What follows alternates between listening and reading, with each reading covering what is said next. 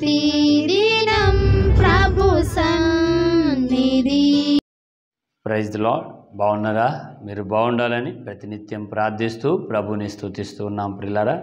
మరి జీసస్ ఆశీర్వాద మినిస్ట్రీ తరపున ప్రభు యేసుక్రీస్తు నామంలో మీ అందరికీ శుభాభివందనాలు, దేవునికి స్తోత్రాలు. సంతోషకరము. ఈ పూట దేవుని వాగ్దానం మాట ఏంటి అని దేవుని పరిశుద్ధ గ్రంథంలో మనం గమనిస్తే చూడండి, యోహాను సువార్త 14వ అధ్యాయము 6వ వాక్యం చదువుతున్నాను ప్రియులారా.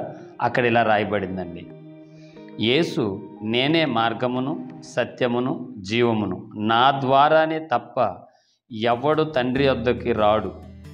మీరు నన్ను ఎరిగి ఉంటే నా తండ్రిని ఎరిగి ఉందురు. ఇప్పుడే నుండి మీరాయన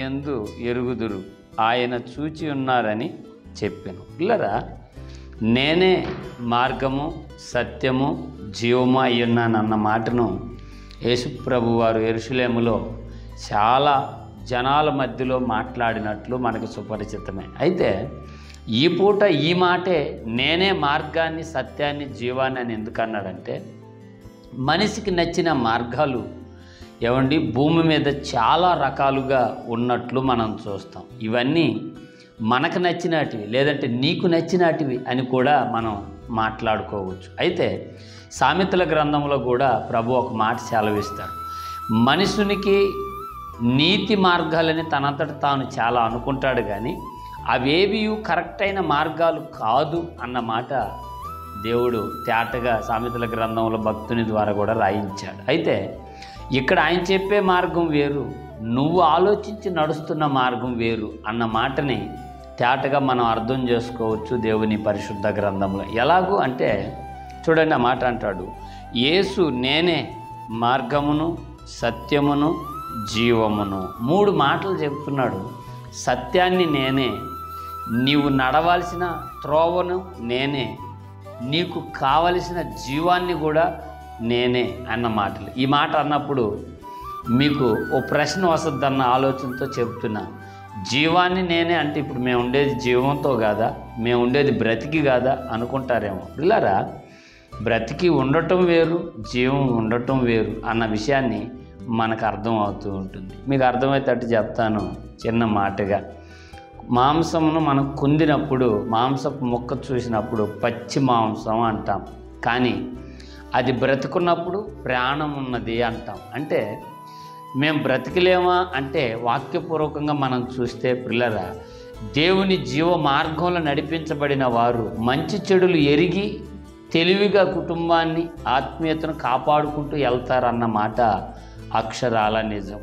మరి భౌతికంగా ఉన్న మనం అంటే మీకు అర్థమవుతుంది, మంచి చెడు తెలియక ఏది చూసినా మంచి అనుకొని మోసపోయి, ఏది చూసినా మంచి అనుకొని ఇబ్బందులు పడి, ఏది చూసినా మంచిదే మంచిదే మంచిదే అనుకుంటూ ఎన్నో ఇబ్బందులకు ఎన్నో అపాయాలకు గురవటమే మంచి అనుకొని భ్రమపడిపోవటం అనే విషయాన్ని మనం గుర్తెరగచ్చు. అందుకే అంటాడు, నేనే మార్గాన్ని సత్యాన్ని జీవాన్ని అయ్యున్నాను, నేను తప్ప వేరొక మార్గం లేదు తండ్రి వద్దకు పోవడానికి అన్నమాట తేటగా ప్రభు మాట్లాడుతున్నాడు. ఈ వాగ్దానం వీక్షిస్తున్న దూరాన సమీపాన ఉన్న ప్రియ సహోదరి సహోదరులారా, దేవుని వాక్యం బహుతేటగా మాట్లాడే మాట ఏంటి తెలుసా? ఆ మార్గంలో నీవుంటే నీకు మేలు జరుగును, ఆ సత్యం నిన్ను వెంబడిస్తే నీవు సత్యంలో నడిపించబడతావు. ఆ జీవం నీలో ఉంటే నీవు బ్రతుకుతూ ఇంక అనేకులను బ్రతికిస్తావు. మాటల్లో, సాక్ష్యంలో, ప్రేమలో, ఒకరికి సహాయం చేసే విషయంలో, ఇతరులను బ్రతికించే ప్రయత్నంలో నీవు ఉంటావు అన్నదే దేవుని అద్భుత మాట. మరి ఆలోచించు.